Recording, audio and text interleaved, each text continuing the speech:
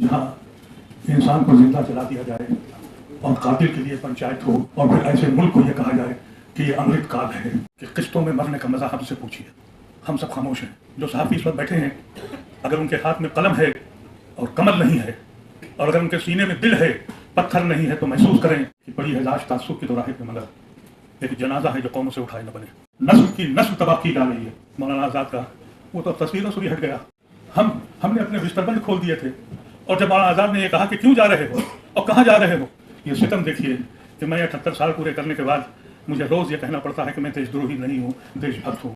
میں کیا بولوں جہاں انسان کو زندہ جلا دیا جائے اور قاتل کے لیے پنچایت ہو, جہاں انسان انسان کو مانے اور نیتا اس کو ہار پہنائے.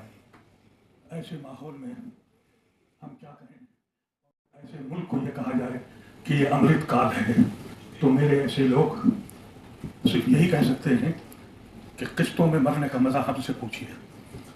یہ ستم اس ملک کے ساتھ ہوا ہے. ہم سب خاموش ہیں. پولیٹیکل پارٹیز پہ لوگوں کو بہت اعتبار ہے. اگر پولیٹیکل پارٹیز ایماندار ہوتی تو یہ ظالم اس ملک کو اس طرح سے برباد نہیں کرتے. جو صحافی اس وقت بیٹھے ہیں اگر ان کے ہاتھ میں قلم ہے اور کمل نہیں ہے اور اگر ان کے سینے میں دل ہے پتھر نہیں ہے تو محسوس کریں کہ یہ ملک جیسا سلمان صاحب نے کہا اب تمہاری باری بھی آئے گی. دولت کمانا اور پوزیشن حاصل کرنا ہر انسان کی خواہش ہوتی ہے.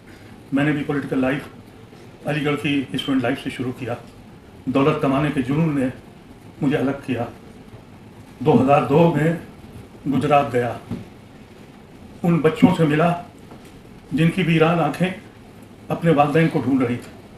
وہ آنکھیں میرا پیچھے آج بھی کرتی ہیں. میں ان عورتوں سے ملا جن کے ساتھ ساموہک بلاತ್ಕಾರ ہوا تھا. وہ خاموش سے اس کی میری جان آج بھی لیتی ہے. مجھ سے پوچھیے, اس بہن سے پوچھیے, ان عورتوں سے پوچھیے جن کے پاس میں نے ایک پروگرام بنایا UPA اس کے کوٹا کے خلاف. عجیز شاہی اور ہمارے کچھ ساتھی ہم لوگوں نے ہندوستان کے مختلف جیلوں کا دورہ کیا. ان لوگوں سے ملے جن کی مائیں سالوں سے دروازے پہ نگاہ لگائے دوڑی تھیں کہ شاید ان کا بچہ کہیں سے آ جائے. اس لعنت سے چھوٹے کوٹا سے کانگریس جوائن کی سلمان صاحب کے ذریعے اور ان کی مدد سے کوٹا ہٹوایا. پھر UAPA لگایا گیا. پارلیمنٹ میں پہلی بار ویل میں گیا اور اعلان کیا کہ اب مجھے کسی پارٹی پہ اعتبار نہیں. پھر UAPA میں جتنا زہر وہ بھر سکتے تھے وہ BJP نے بھر دیا. مظلوم بچے آج کس حالت میں ہیں کہنے کو تو بہت کچھ ہے. صرف یہی کہوں گا کہ پڑی ہے لاش تعصب کے دوراہے پہ مگر ایک جنازہ ہے جو قوموں سے اٹھائے نہ بنے. میں اس تنظیم سے یہ کہنا چاہتا ہوں کہ جو آپ ہیومن رائٹس پہ کام کر رہے ہیں, ہم نے بھی سلمان صاحب کے ساتھ مل کے ایک پلیٹ فارم کریٹ کرنے کی کوشش کی IMCR کے نام سے.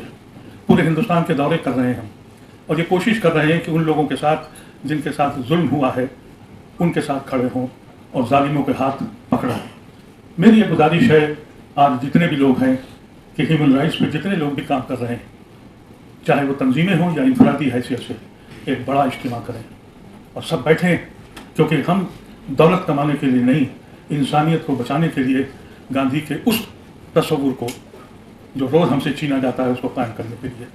میری زندگی اس مقام پہ پہنچ گئی ہے جہاں چند گھنٹے کی زندگی ملتی ہے. میں لڑ کے مرنا چاہتا ہوں, آپ کے ساتھ رہ کے مرنا چاہتا ہوں, ڈر کے نہیں. میرے اوپر بھی UAPA تو نہیں لگایا ابھی تک, لیکن 153 پتہ نہیں 153 یہ فلاں دھماکہ لگاتے ہیں. اس کا غم نہیں ہے. اس کی دفعہ یہ بتائی گئی کہ میں فساد پھیلاتا ہوں, ہندو مسلمان کرتا ہوں.